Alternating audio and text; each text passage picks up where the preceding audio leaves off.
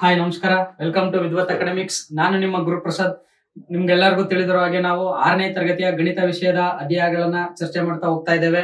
ಈಗ 3ನೇ ಅಧ್ಯಾಯ ಸಂಖ್ಯಾ ಆಟ. ನಮ್ಮೆಲ್ಲರಿಗೂ ಗೊತ್ತಿರೋ ಹಾಗೆ ನಾವು ಸಂಖ್ಯೆಗಳನ್ನ ನಮ್ಮ ದಿನನಿತ್ಯದ ಜೀವನದಲ್ಲಿ ಬಹು ಮುಖ್ಯವಾದ ಅಂಶವಾಗಿನೇ ನಾವು ಬಳಸ್ತಾ ಇದ್ದೇವೆ. ಸೊ ನಮ್ಮ ಜೀವನದಲ್ಲಿ ಹಲವಾರು ಸಂದರ್ಭಗಳಲ್ಲಿ ವಿವಿಧ ರೀತಿಯಲ್ಲಿ ನಾವು ಸಂಖ್ಯೆಗಳನ್ನ ಬಳಸ್ತಾ ಇದ್ದೇವೆ. ನಾವು ನಮ್ಮ ಜೀವನದಲ್ಲಿ ಸಂಕಲನ, ವ್ಯವಕಲನ, ಗುಣಾಕಾರ ಮತ್ತು ಭಾಗಾಕಾರ ಅನ್ನುವಂತಹ ಮೂಲಭೂತ ಕ್ರಿಯೆಗಳನ್ನ ನಾವು ನಮ್ಮ ಜೀವನದಲ್ಲಿ ನಮ್ಮ ಸಮಸ್ಯೆಗಳನ್ನ ಬಗೆಹರಿಸೋದಕ್ಕೆ ಈ ಗಣಿತದ ಮೂಲಭೂತ ಕ್ರಿಯೆಗಳನ್ನ ನಾವು ಬಳಸ್ತಾ ಇದ್ದೇವೆ.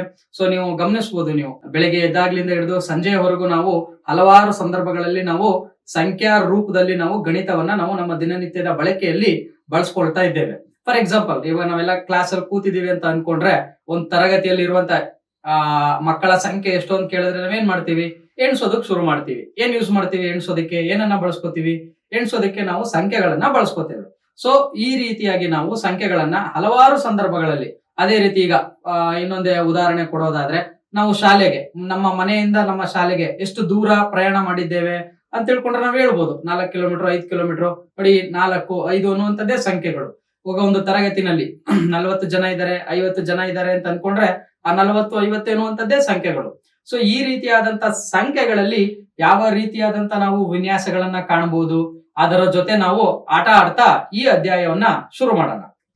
ಸೊ ನೀವಿಲ್ಲಿ ಗಮನಿಸಬಹುದು, ಒಂದಷ್ಟು ಚಿತ್ರಗಳನ್ನ ನಾವಿಲ್ಲಿ ಕೊಟ್ಟಿದ್ದೇವೆ. ಸೊ ಈ ಸಂಖ್ಯೆಗಳು ಮತ್ತು ವಸ್ತುಗಳು ಹೇಗೆ ಒಂದಕ್ಕೊಂದು ಸಂಬಂಧವನ್ನ ಹೊಂದಿರ್ತವೆ ಅನ್ನೋದನ್ನ ಈ ಚಿತ್ರ ನಿಮ್ಗೆ ತೋರಿಸ್ಕೊಡತ್ತೆ. ಸೊ ನೀವು ಮೊದಲನೇ ಚಿತ್ರದಲ್ಲಿ ನೀವು ಗಮನಿಸಬಹುದು, ಕಲ್ಲಂಗಡಿ ಹಣ್ಣಿದೆ. ನೋಡಿದ ತಕ್ಷಣ ನಿಮ್ಗೆ ಏನ್ ನೆನಪು ಬರುತ್ತೆ? ಒಂದು ಕಲ್ಲಂಗಡಿ ಇದೆ ಅಂತ ನಾವು ಈಸಿಯಾಗಿ ಹೇಳ್ಬೋದು. ಸೊ ಆ ಒಂದು ಅನ್ನೋದನ್ನೇ ನಾವಿಲ್ಲಿ ಸಂಖ್ಯೆ ಅಂತ ಕರೆಯುವಂತದ್ದು. ಅದೇ ರೀತಿ ಬಾಳೆಹಣ್ಣಿದೆ. ಎಷ್ಟು ಬಾಳೆಹಣ್ಣಿದೆ? 3 ಬಾಳೆಹಣ್ಣಿದೆ. ಅದೇ ರೀತಿ 4 ಹೂವುಗಳಿದೆ. ಇಲ್ಲಿ ಬಾಲ್ ಇದೆ. ಸೊ ಎಷ್ಟು ಬಾಲ್ಸ್ ಗಳಿದೆ? ಇಲ್ಲಿ ಎಷ್ಟು ಚೆಂಡುಗಳಿವೆ? 8 ಚೆಂಡುಗಳಿವೆ ಅಂತ ನಾವು ಹೇಳ್ಬೋದು. ಈ 8, 3, 4, 1 ಅನ್ನುವಂತಹದ್ದೇ ಸಂಖ್ಯೆಗಳು. ಸೊ ಈ ಸಂಖ್ಯೆಗಳು ನಮ್ಮ ಜೀವನದಲ್ಲಿ ಅಥವಾ ನಮ್ಮ ಸುತ್ತಮುತ್ತಲಿನ ಪರಿಸರದಲ್ಲಿ ಯಾವ ರೀತಿಯಾದಂತಹ ಮಹತ್ವದ ಪಾತ್ರವನ್ನ ವಹಿಸುತ್ತೆ ಮತ್ತು ಆ ಸಂಖ್ಯೆಗಳನ್ನ ಬಳಸ್ಕೊಂಡು ಗಣಿತದ ವಿವಿಧ ಅಧ್ಯಾಯಗಳನ್ನ ಅಥವಾ ವಿವಿಧ ವಿಚಾರಗಳನ್ನ, ವಿವಿಧ ವಿಷಯಗಳನ್ನ ನಾವು ಈ ಅಧ್ಯಾಯದಲ್ಲಿ ಚರ್ಚೆ ಮಾಡ್ತಾ ಹೋಗ್ಬೋದು. ಮತ್ತು ಆ ಸಂಖ್ಯೆಗಳನ್ನ ಹೊಸ ಹೊಸ ವಿಧಾನದಲ್ಲಿ ನಾವು ಬಳಸ್ಕೊಂಡು ಆ ಒಂದು ವಿಧಾನಗಳನ್ನ ಚರ್ಚೆ ಮಾಡ್ತಾ ಹೋಗ್ಬೋದು. ಮೊದಲಿಗೆ ಮಹತ್ತಮ ಸೆಲ್ಗಳು ಅಥವಾ ಸೂಪರ್ ಸೆಲ್ಗಳು. ಸೂಪರ್ ಸೆಲ್ಗಳು ಅಂತಂದ್ರೆ ಏನು? ಸೂಪರ್ ಸೆಲ್ಗಳು ಅಂತಂದ್ರೆ ಇಲ್ಲಿ ನೀವು ಫಸ್ಟ್ ಸೆಲ್ಗಳು ಅಂದ್ರೆ ಏನು ಅನ್ನೋದನ್ನ ತಿಳ್ಕೊಳ್ಳೋಣ. ಸೆಲ್ಗಳು ಅಂತಂದ್ರೆ ಇಲ್ಲಿ ಏನ್ ನಾವು ಕಾಣಿಸ್ತಾ ಇದೀವೋ ಈ ಒಂದೊಂದು ಬಾಕ್ಸ್ ಗಳನ್ನೇ ನಾವು ಸೆಲ್ಗಳು ಅಂತ ನಾವು ಕರ್ಕೊಳ್ಳುವಂತದ್ದು. ಸೊ ಆ ಸೆಲ್ಗಳಲ್ಲಿ ಸೂಪರ್ ಸೆಲ್ಗಳು ಅಂತಂದ್ರೇನು? ಅಥವಾ ನೀವು ಕನ್ನಡದ ಪದವನ್ನು ನೀವು ಗಮನಿಸಿದ್ರೆ ಮಹತ್ತಮ ಸೆಲ್ಗಳು ಅಂತಿದೆ. ಸೊ ನಮ್ಗೆಲ್ಲ ಆಲ್ರೆಡಿ ಈ ಪದದ ಅನುಭವ ಇದೆ. ಈ ಪದವನ್ನ ನಾವು ಆಲ್ರೆಡಿ ತುಂಬಾ ಸಲ ಕೇಳಿದ್ದೇವೆ. ಹಿಂದಿನ ತರಗತಿಗಳಲ್ಲಿ ನಾವು ಮಹತ್ತಮ, ಸಾಮಾನ್ಯ, ಅಪವರ್ತನಗಳು ಅನ್ನುವಂತ ಸಂದರ್ಭದಲ್ಲಿ ಆ ವಿಷಯದಲ್ಲಿ ನಾವು ನೋಡಿರ್ಬೋದು.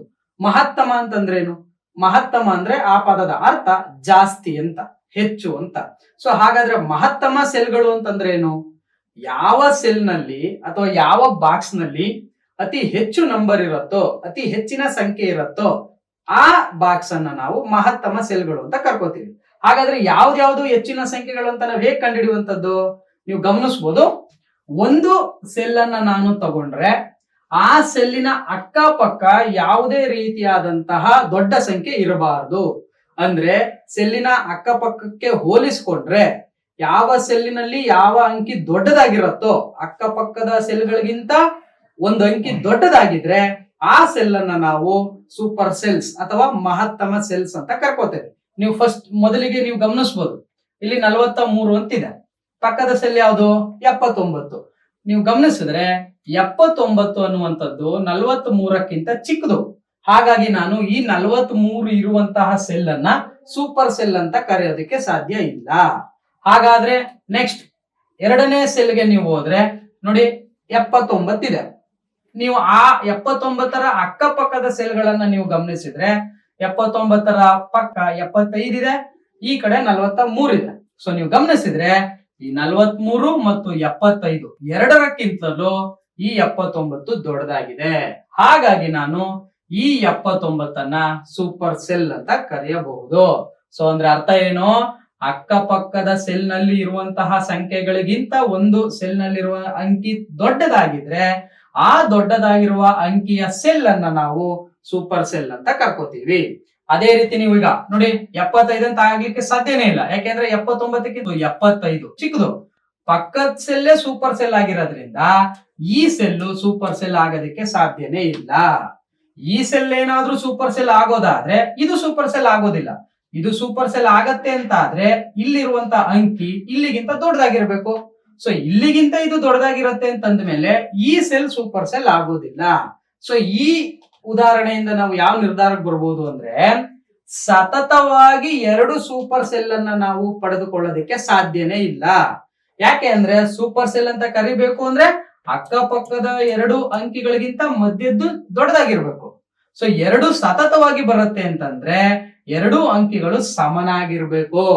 ಎರಡು ಅಂಕಿಗಳು ಸಮನಾಗಿದ್ರೆ ನಾವು ಅವಾಗ ಪಕ್ಕದ ಅಂಕಿಗೆ ಹೋಗ್ಬೇಕಾಗತ್ತೆ. ಆ ರೀತಿಯ ಸಂದರ್ಭದಲ್ಲಿ ಮಾತ್ರ ನಾವು ಯೋಚನೆ ಮಾಡಬೇಕು. ಅದು ಬಿಟ್ರೆ ಸಾಮಾನ್ಯವಾಗಿ ನಾವು ಎರಡು ಸತತ ಸೂಪರ್ ಸೆಲ್ಸ್ ಅನ್ನ ಪಡೆದುಕೊಳ್ಳೋದಕ್ಕೆ ಸಾಧ್ಯನೇ ಇಲ್ಲ. ನೆಕ್ಸ್ಟ್ ಅದೇ ರೀತಿ ನೀವು ಗಮನಿಸಿದ್ರೆ 63 ನೋಡಿ, 63 75ಕ್ಕಿಂತ ಚಿಕ್ಕದು, 10ಕ್ಕಿಂತ ದೊಡ್ಡದು. ಹಾಗಾಗಿ ಈ 63 ಸಹ ನಾವು ಸೂಪರ್ ಸೆಲ್ ಅಂತ ಕರೆಯೋದಕ್ಕೆ ಸಾಧ್ಯ ಇಲ್ಲ. ಸೂಪರ್ ಸೆಲ್ ಅಂತ ಕರಿಬೇಕು ಅಂದ್ರೆ ಪಕ್ಕದ ಎರಡು ಅಂಕಿಗಳಿಗಿಂತ ದೊಡ್ಡದಾಗಿರ್ಬೇಕು. ಇಲ್ಲಿ ಒಂದು ಅಂಕಿಗಿಂತ ದೊಡ್ಡದಾಗಿದೆ, ಇನ್ನೊಂದು ಅಂಕಿಗಿಂತ ಚಿಕ್ಕದಾಗಿದೆ. ಹಾಗಾಗಿ ನಾನು 63 ಸಹ ಸೂಪರ್ ಸೆಲ್ ಅಂತ ಕರೆಯೋದಿಲ್ಲ. ನೆಕ್ಸ್ಟ್ ಅಂಕಿಗೆ ಹೋದ್ರೆ 10 ಸಹ ನಾನು ಸೂಪರ್ ಸೆಲ್ ಅಂತ ಕರೆಯೋದಿಲ್ಲ. ಯಾಕೆ ಅಂದ್ರೆ 29 ಮತ್ತು 63 ಎರಡಕ್ಕಿಂತಲೂ 10 ಚಿಕ್ಕ ಸಂಖ್ಯೆ. ಆದ್ರೆ ನೆಕ್ಸ್ಟ್ ನೀವು ಗಮನಿಸಿದ್ರೆ 29 ನಾನು ಸೂಪರ್ ಸೆಲ್ ಅಂತ ಕರೆಯಬಹುದು. ಯಾಕೆ? 29 ಅನ್ನುವಂಥದ್ದು 28ಕ್ಕಿಂತಲೂ ದೊಡ್ಡದು, 10ಕ್ಕಿಂತಲೂ ದೊಡ್ಡದು. ಹಾಗಾಗಿ 29 ಅನ್ನುವಂಥದ್ದು ಸೂಪರ್ ಸೆಲ್ ಆಗತ್ತೆ. ನೆಕ್ಸ್ಟ್ ಹಾಗೆ 29 ಆದ್ಮೇಲೆ ಖಂಡಿತವಾಗ್ಲೂ 28 ಆಗೋದಿಲ್ಲ.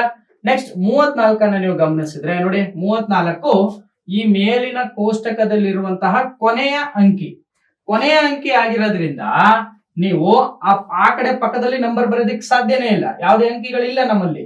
ಹಾಗಾಗಿ ಈ ಒಂದು ಅಂಕಿನ ನೀವು ಗಮನಿಸಿದ್ರೆ ಸಾಕು. ಈ ಒಂದು ಅಂಕಿಗಿಂತ ಇದು ದೊಡ್ಡದಾಗಿತ್ತು ಅಂತಂದ್ರೆ ಕೊನೆಯ ಸಂಖ್ಯೆ ಸೂಪರ್ ಸೆಲ್ ಆಗಿರುತ್ತೆ. ಓಕೆನಾ? ಅದೇ ರೀತಿ ನಿಮ್ಗೆ ಮೊದಲ ಸಂಖ್ಯೆನ ನೀವು ಸೂಪರ್ ಸೆಲ್ ಅಂತ ಕರಿಬೇಕು ಅಂದ್ರೆ ಅದರ ಹಿಂದೆ ಯಾವುದೇ ಅಂಕಿ ಇಲ್ಲದೆ ಇರೋದ್ರಿಂದ ಎರಡನೇ ಅಂಕಿ ಏನಾದ್ರೂ ಮೊದಲನೇ ಅಂಕಿಗಿಂತ ಚಿಕ್ಕದಾಗಿದ್ರೆ ಮೊದಲ ಅಂಕಿಯನ್ನ ನಾನು ಸೂಪರ್ ಸೆಲ್ ಅಂತ ಕರೆಯಬಹುದು. ಈ ರೀತಿಯಾಗಿ ಸೂಪರ್ ಸೆಲ್ ಅನ್ನುವಂತಹ ವಿಷಯ, ಅದರ ಬಗ್ಗೆ ಏನು, ಸೂಪರ್ ಸೆಲ್ ಅಂದ್ರೆ ಏನು, ಅದ್ರ ಬಗ್ಗೆ ತಿಳಿದುಕೊಂಡು ಅಂತ ಅಂದ್ಕೊಳ್ತೀನಿ.